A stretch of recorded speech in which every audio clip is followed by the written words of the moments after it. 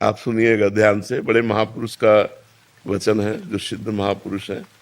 उन्होंने अपने किसी एक शिष्य के लिए लिखा, श्री हरि शरणम पथ।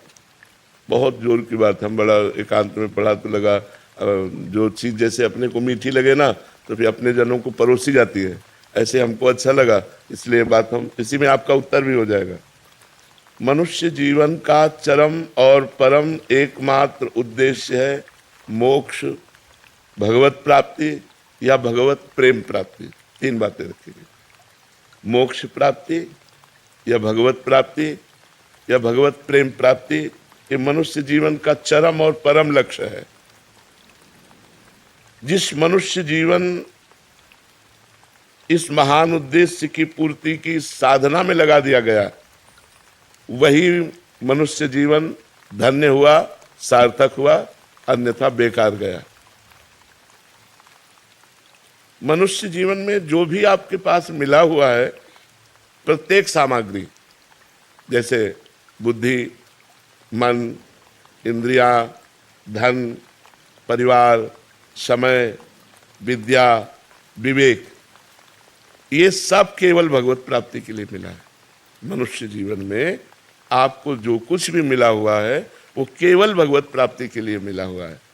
तो आपको पूरा प्रयत्न करके इन सब का प्रयोग भगवत प्राप्ति के लिए ही करना चाहिए। यही मनुष्य जीवन की सार्थकता है।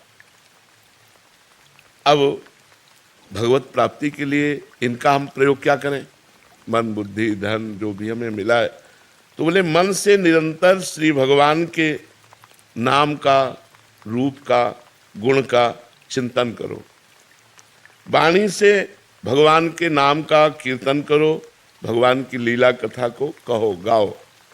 और शरीर से जितने भी कार्य होते हैं, जो भी कार्य होते हैं, वो सब भगवान की हम पूजा कर रहे हैं, ऐसी भावना से उस कर्म को भगवान को समर्पित कर दो।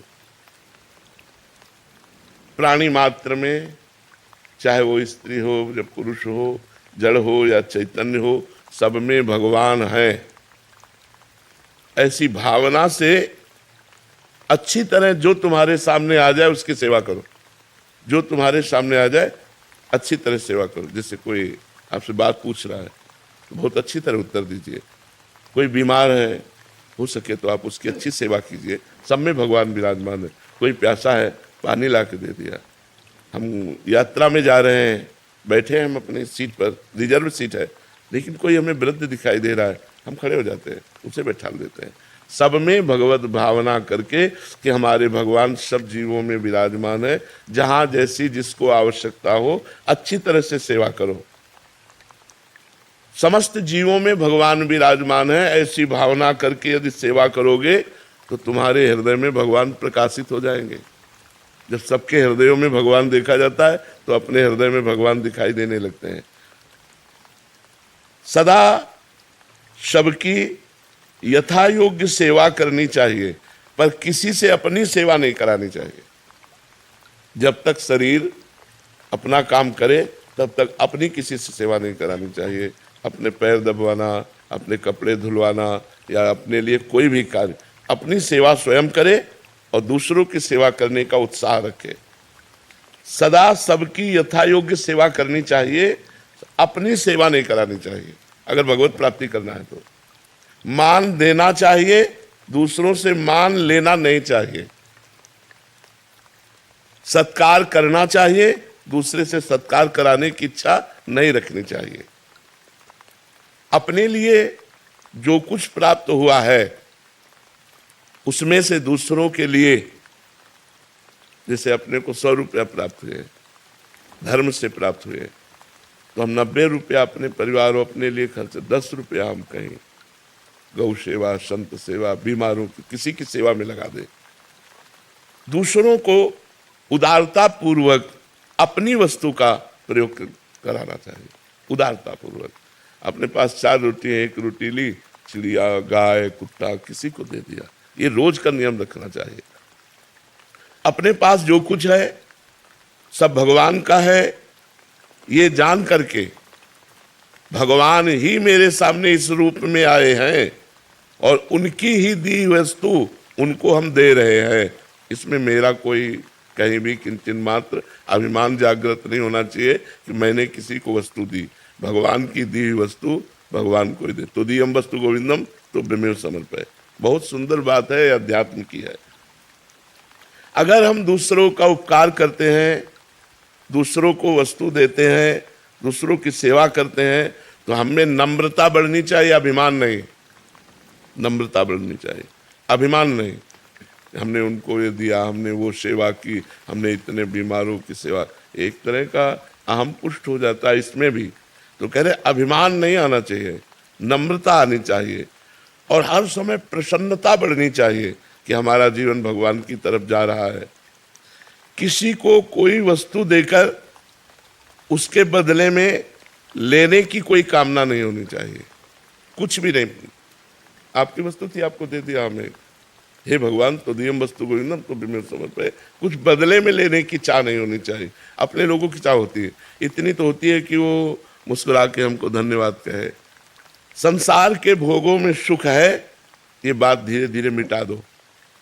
अगर भगवत प्रेम प्राप्त करना है, मोक्ष प्राप्त करना है, या भगवत प्राप्ति करना है, ये धारणा जब तक नहीं मिटेगी तब तक संसार के भोग हमें आकर्षित करेंगे और वो क्रियाएं बनेंगी जिससे भगवत विमुक्ता रहेगी, न भगवत प्राप्ति होगी न मोक्ष।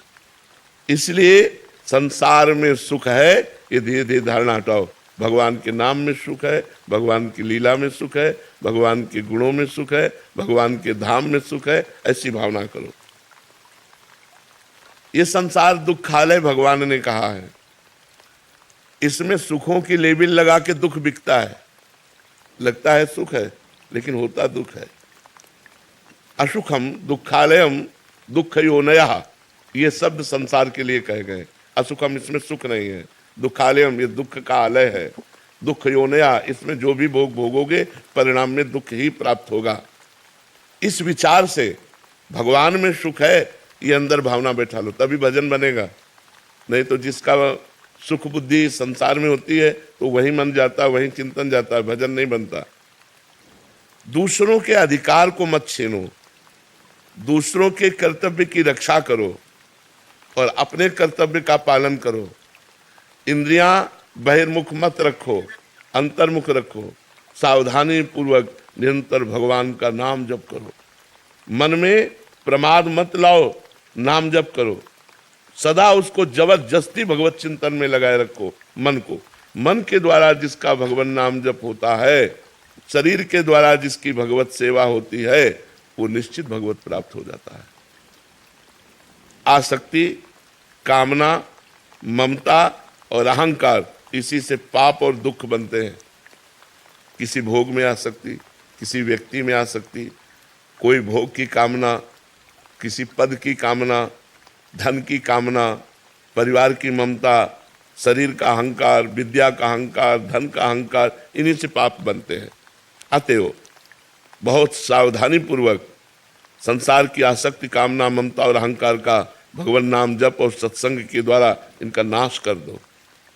इनका नाश करने की साधना करनी चाहिए। हमारी कामना नष्ट हो जाए, हमारा अहंकार नष्ट हो जाए, हमारी ममता नष्ट हो जाए, हमारी आसक्ति नष्ट हो जाए, ये सब कुछ नष्ट हो जाएगा भगवान के नाम जप से।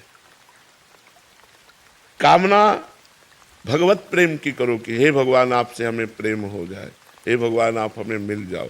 ममता केवल भगवान के चरणों में करो। अहंकार इस बात का करो कि मैं भगवान का हूँ, मैं भगवान का दास हूँ, मैं भगवान का सखा हूँ, भगवान मेरे पिता, मैं उनका पुत्र हूँ, भगवान मेरे स्वामी, मैं उनका सेवक हूँ। ऐसी ये जो दूषित आसक्ति है, कामना है, ममता है, अहंकार है, जब तक इसका नाश नहीं होगा तब तक न भगवत प्रेम प्राप्त होगा, न मोक्ष प्राप्त होगा, न भगवत प्राप्ति होगी।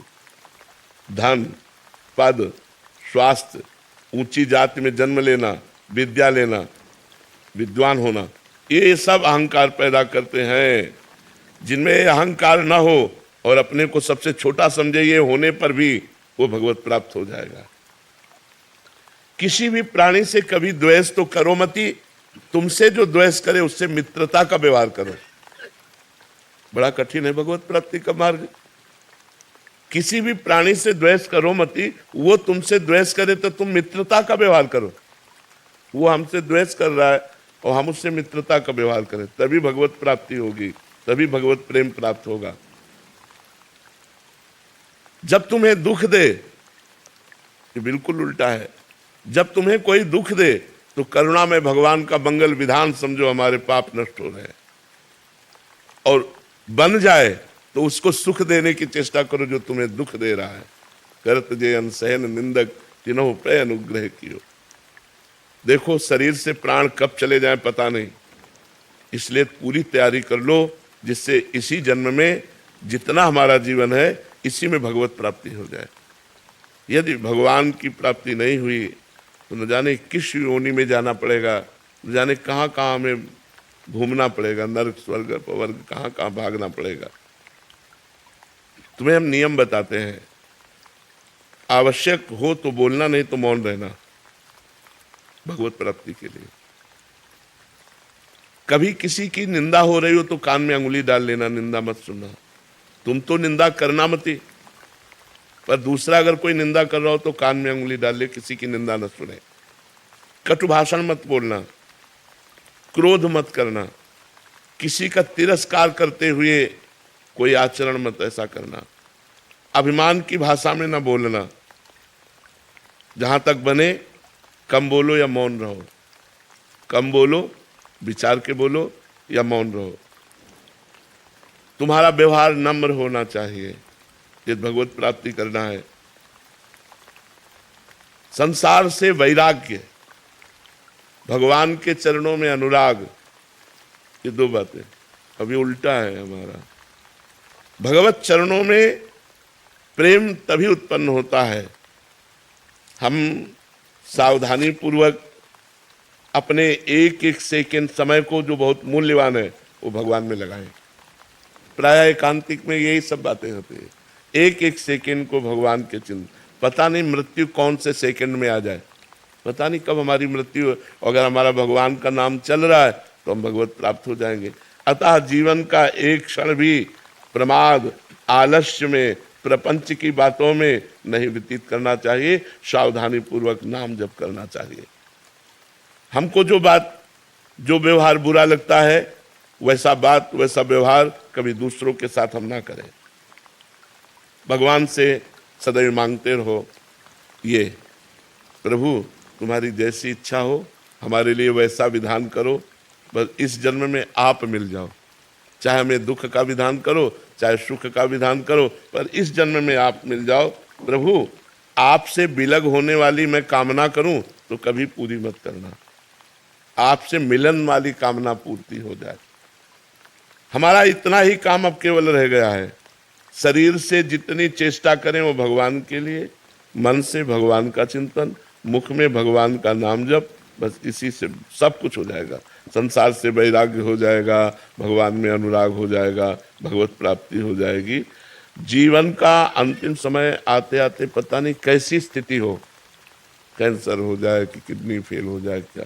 आज स्वस्थ है, आज ही हम भगवान की प्राप्ति का नियम लें। वाणी से कम बोलेंगे, कान से किसी की निंदा नहीं सुनेंगे, शरीर से दूसरों की सेवा करेंगे, सब में भगवान ऐसी भावना करेंगे, निरंतर नाम जप करेंगे। इसी से हमें भगवत प्राप्ति, भगवत प्रेम और मोक्ष जो चाहेंगे वो प्राप्त हो जाएगा।